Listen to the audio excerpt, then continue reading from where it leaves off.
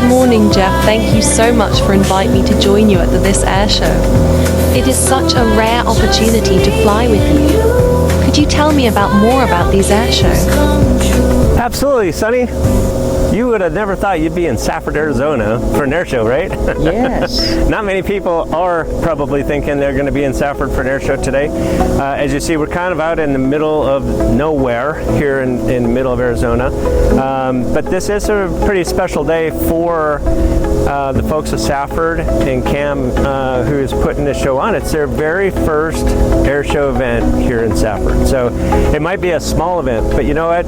Even the smallest of events had to start somewhere. So this is their first show, 2024, and the bummer part about it for me is it's kind of a home show for me in the way that my dad lives right here in Safford. So I was really excited to be flying in the air show.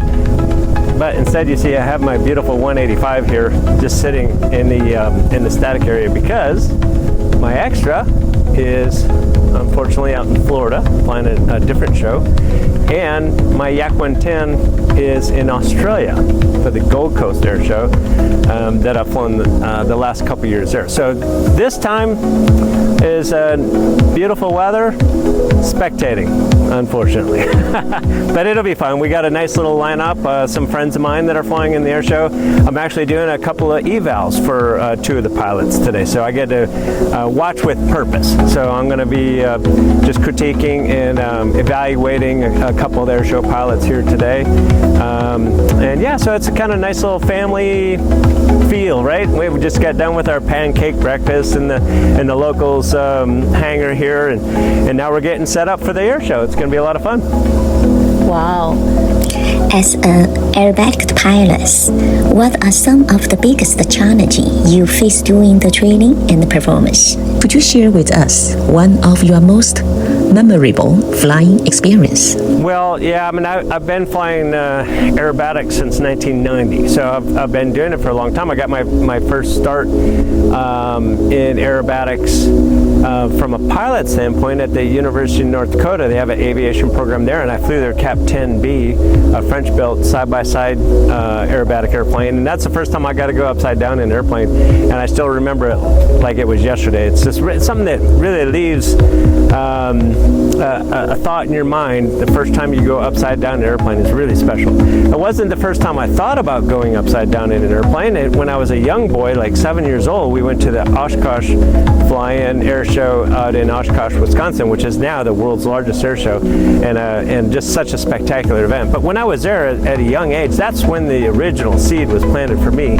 I got to see Art Scholl and Leo Laudensauger and some of these guys who are absolute legends in the air show industry, and that left a big impression with me. And so here I am all these years later, almost 50 years later, believe that. I'm getting to be in that same position where I get to be the guy now that's flying at these air shows when some little boy or girl looks up and says, wow, I want to do that when I grow up. And I see a lot of that come back to me. In fact, a really cool story at Oshkosh this year, I was flying my extra at Oshkosh.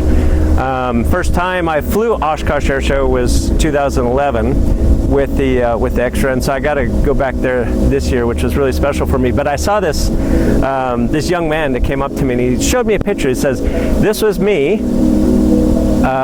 10 years ago, and he had a picture of him and I standing in front of the Jet Waco, the Screaming Sasquatch, the big biplane with a jet engine. So here we are standing next to each other, and now he's a competition aerobatic pilot. He's learning to be a professional pilot. He wants to fly in the airlines.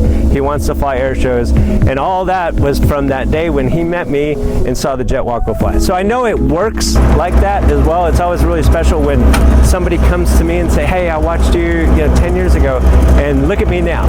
This is the same kind of thing. You get that actual feedback. You know that there's somebody out here today that's going to watch this air show and say, I want to do that. And they're going to pursue that. It might not be next week, it might not be for 10 years, but you're going to plant a seed in some of these young folks and just say, you can do this. Everyone can do this. It's just airplanes. It's not rocket scientry. It's not magic. It is just flying airplanes. And to be here at Safford in the middle of November, it's pretty cool. Nice. So how long take you to become the aerobatic?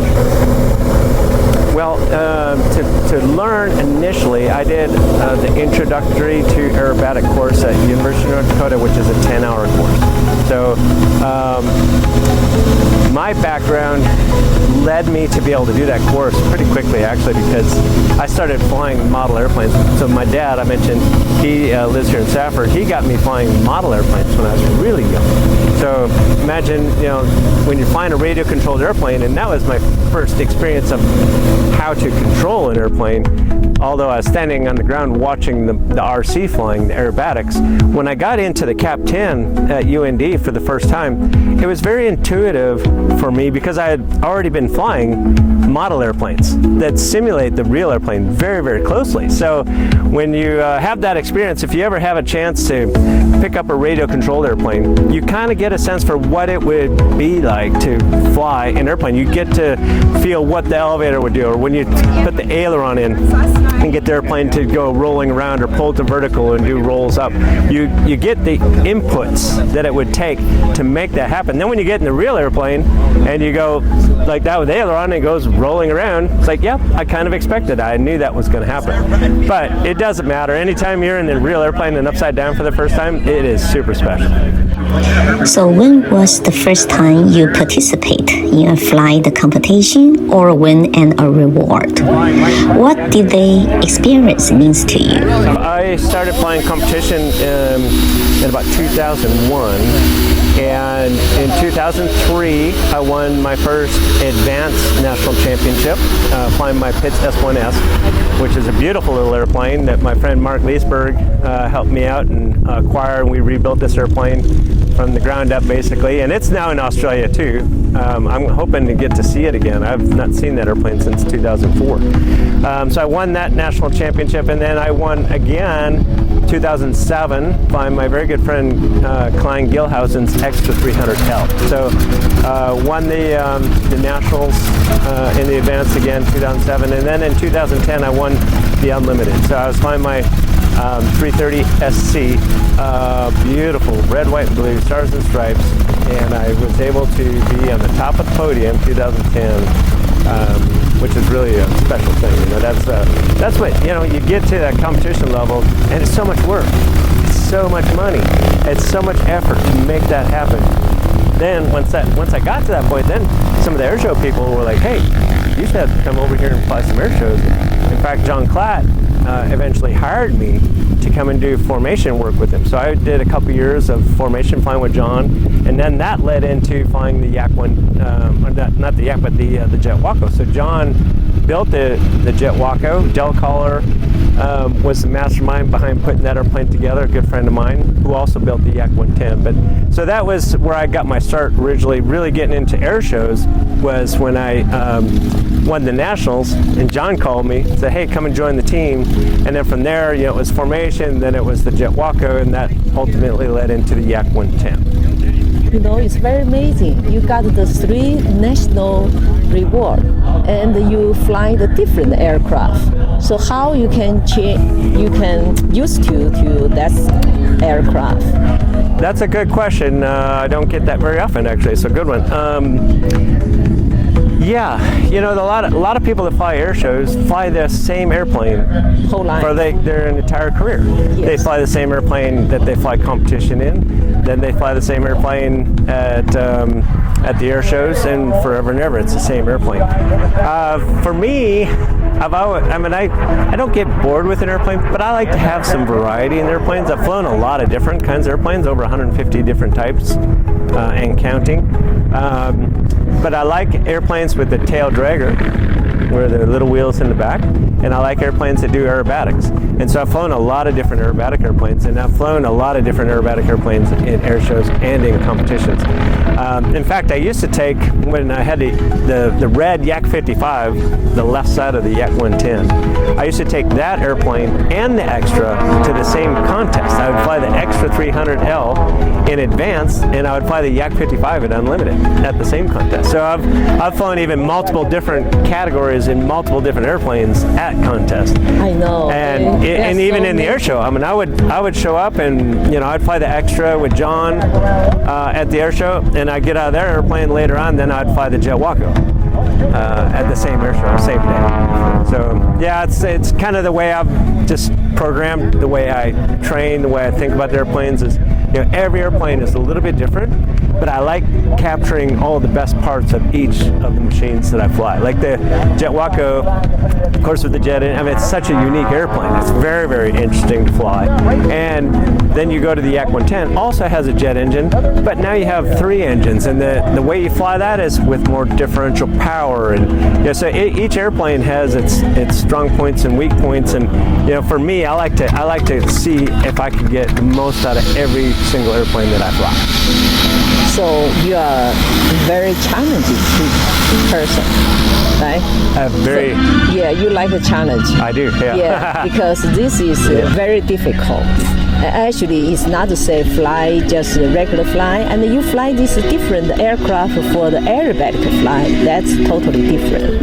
Yeah, it's always something challenging, and for me, I don't get bored with flying an airplane, but after flying it for a while, then you're always looking for something new. You know, what's the next iteration of what can we do now?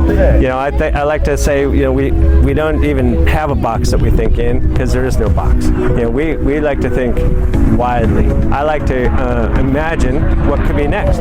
Right now, I don't have anything right on the drawing board. I would like to actually do another Yak 110 and have one here in the U.S. and have the one down in Australia, because this is such an amazing airplane. It is the most incredible air show airplane you can imagine. It's so big, it makes a lot of noise, a lot of smoke, and it's really interesting to see a red airplane, a blue airplane, and people are really confused. What is this? Is this 2 airplanes put together?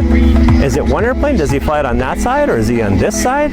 What is that jet? What's going on? So everyone's really confused with it, which is really a lot of fun. You see most of these airplanes out here, and if you ask anyone, hey, do you remember this one or that one? They say, yeah, was that the red one? Nobody really knows. But when you're at an air show with a Yak 110, everybody knows. As you can imagine, there's only 1 Yak 110, there's only 1 Jet Waco. These airplanes are not easy. It's not like getting in a pit special or an extra that you just turn the key and you go. These airplanes are very special, they're very unique, and it's not easy to do. That's why there's only 1, because it costs a lot of money and it takes a lot of work. And not only that, but just to maintain it. You're basically maintaining 2 airplanes plus a jet engine. So it's unique in a lot of ways. That's what makes it quite complicated. And even though when we're flying the air show, we make it look like it's nothing. Yeah. Since you mentioned about the Yak 110, a lot of people, you are right, they don't understand which size you fly. Can you do the both sides fly, or just? The Yak 110, when we first flew it, we test fly without the jet engine. So it was just 2 fuselages put together with a center section and the 2 props. That flight, and for the first 5 hours of flying, we did have controls in both sides. So we could have flown it from either side of the airplane. But once we've determined that, yes, this is going to work and this is going to be a good airplane, we took all the controls out of the right side, because for one, we didn't need any extra weight. And if there's ever a rider or somebody flying in that side, you don't want them to be playing around with the controls, right? So it was just easy to take all that stuff out. Now that blue side, we put all our baggage and our spare parts and our tools and our oil. So when we go cross country, we have a nice storage area to put all of our stuff. That's nice. Is anybody trying to sit on the blue side, fly with you? 4 people that have been in the airplane with me. So it's a pretty rare occurrence. Are they scary? Well, it's kind of fun because they've all been pilots, of course. And when you sit in an airplane and you don't have any controls and you're flipping around and spinning around, I imagine it's kind of scary. And there's nothing to hold on to either. There's no hand holds or you have the seatbelt holding you in. You basically just hold the shoulder straps and hang on for dear life because it is a pretty wild ride. Only by the trust. Yeah. Nice. Well, so why you have this idea to Yak 110? Well, the Yak 110 came about in my head when I was at an aerobatic contest. And if you look down the way here, you see airplanes that are sitting next to each other. Well, my Yak 55 was sitting like this, and there was another Yak 55 sitting behind it. And from where I was standing, I looked back, I could see The picture. what it would look like with 2 airplanes put together. And I thought, okay, I have an idea. And that was in about 2009. It wasn't until 2016 that we finally brought 2 airplanes together to make So a did you Yak tell 110. your friend your idea? See how many people? Oh yeah. think- Well, Dell and I, we were working with the Jack Links program with the Jet Waco and John Klatt. We spent years thinking about this airplane. We've had artist renderings of what it would look like, and we call it years of beers. So this wasn't just one night at the bar having a crazy idea. Now this was years of beers with Dell and I just collaborating, thinking it through, talking about what it would take to make it all happen. And then one night I called because we couldn't get money to do it. It takes a lot of money to make something like that happen. So I called my buddy Chad Barty. I said, "Hey Chad, I got this idea. I want to take my Yak 55 and your Yak 55, combine it together, make one airplane, and put a jet engine on it." And he said, "You're out of your mind." I said, "Well, maybe, but don't you think that'd be great?" And he's like, "Oh man, no, I'll talk to you later." He hung up. I mean, he was not having it. And then he went to dinner and drinks with his buddies at the Fat Tire Cowboys. And he called me later that night and he said, "Man, I'm all in. Let's do this." And so he obviously had a couple cocktails with his buddies, and they all convinced him that this would be a good idea, and so did I. So, and it turned out to be absolutely everything we thought it would be. When the test pilot flew the airplane for the first time, we hired Len Fox to do the initial flying, and he landed, and he looked at me first thing, and he said, "Jeff, you really have something here." So it was evident even from the very first flight that we had something that was going to be really special. And that didn't even have a jet engine on it. That was just the first flight. And we didn't do anything to the airplane. There was no, in the test phase, he only did 3 flights and completed the whole test phase of the airplane. Then we put the jet engine on, and the rest is history. Wow. So how long take from your idea and then make the final? So it was 2009 to 2016. So October of 2016 is when we brought the airplanes up to Del Collar's place in Boise at the Caldwell Airport. And that was middle of October, middle of November in 2017. So just about 13 months from putting the airplanes in the hangar for the first time to flying was just over 13 months. And then later, the next spring is when I flew my first air show.